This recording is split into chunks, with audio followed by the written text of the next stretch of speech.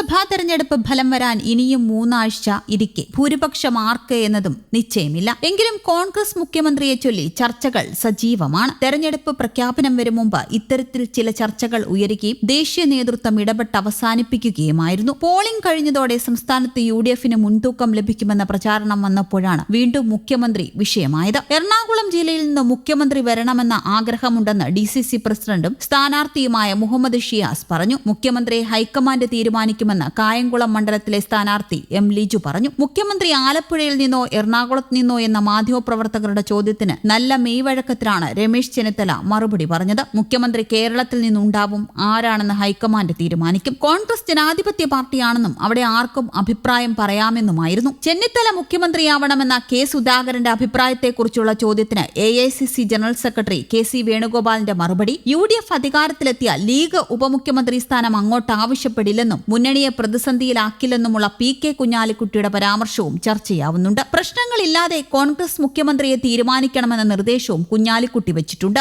UDFന് ഭൂരിപക്ഷം കിട്ടിയാൽ മുഖ്യമന്ത്രി ആരെന്ന് ഹൈക്കമാൻഡ് തീരുമാനിക്കുമെന്ന് കേരളത്തിന്റെ ചുമതലയുള്ള AICC general secretary Deepa Das Munshi വ്യക്തമാക്കി. ഇതിനിടെ പ്രതിപക്ഷ നേതാവിന്റെ വിക്കിപീഡിയ പേജിൽ ആരോ എഡിറ്റിംഗ് നടത്തി VD സതീഷിനെ കേരളത്തിന്റെ 13ാമത് മുഖ്യമന്ത്രിയുമാക്കി. എന്നാൽ പിന്നീടത് പ്രതിപക്ഷ നേതാവെന്നാക്കി. 90 സീറ്റിൽ കുറയാത്ത വിജയമാണ് പോളിംഗിനൊടുവിൽ UDF സ്വപ്നം കാണുന്നത്. വോട്ടെടുപ്പ് കഴിഞ്ഞ് തൊട്ടടുത്ത ദിവസം തന്നെ UDF അധികാരത്തിലെത്തിയാൽ മുഖ്യമന്ത്രി ആരാകുമെന്നതിനെ ചൊല്ലി കോൺഗ്രസിൽ അവകാശവാദങ്ങളും തർക്കങ്ങളും തുടങ്ങിയിട്ടുണ്ട്. എന്നാൽ നഷ്ടങ്ങൾ നേരത്തെ പരിചയമുള്ള ആളായ തനിക്ക് ആശങ്കയില്ല എന്നായിരുന്നു VD സതീഷിന്റെ പ്രതികരണം. ഫലം മാധ്യമങ്ങൾക്ക് വലിയ ചർച്ച നടത്തേണ്ടി വരാതെ തീരുമാനമെടുക്കുമെന്ന ആത്മവിശ്വാസമാണ് KPCC working president PC Vishnunath പങ്കുവച്ചത്. ചർച്ചകൾ സജീവമാകുമ്പോൾ തർക്കമില്ലാതെ മുഖ്യമന്ത്രിയെ തിരഞ്ഞെടുക്കണമെന്ന് മുസ്ലിം ലീഗ് ആവശ്യപ്പെട്ടു. സംസ്ഥാനത്ത് 85-ലധികം സീറ്റുകൾ നേടി UDF അധികാരത്തിൽ വരുമെന്ന് മുസ്ലിം ലീഗിന്റെ വിലയിരുത്തൽ. ലീഗ് മത്സരിച്ച 27 മണ്ഡലങ്ങളിൽ 21 മുതൽ 24 വരെ സീറ്റുകളിൽ വിജയിക്കും. UDF തരംഗമുണ്ടായാൽ മുഴുവൻ സീറ്റുകളിലും വിജയിക്കുമെന്നും ലീഗ് വിലയിരുത്തുന്നു. ലീഗ് നടത്തിയ സർവേയുടെയും ഇന്നലെ ചേർന്ന നേതൃയോഗത്തിനും ശേഷമുള്ള നിഗമനമാണിത്. പാണക്കാട് കുടുംബാംഗങ്ങൾ നേരിട്ട് പ്രചാരണം നയിച്ചത് ഗുണം ചെയ്തു. സംസ്ഥാന സർക്കാരിനെതിരെ ന്യൂനപക്ഷ ഏകീകരണം ഉണ്ടായി.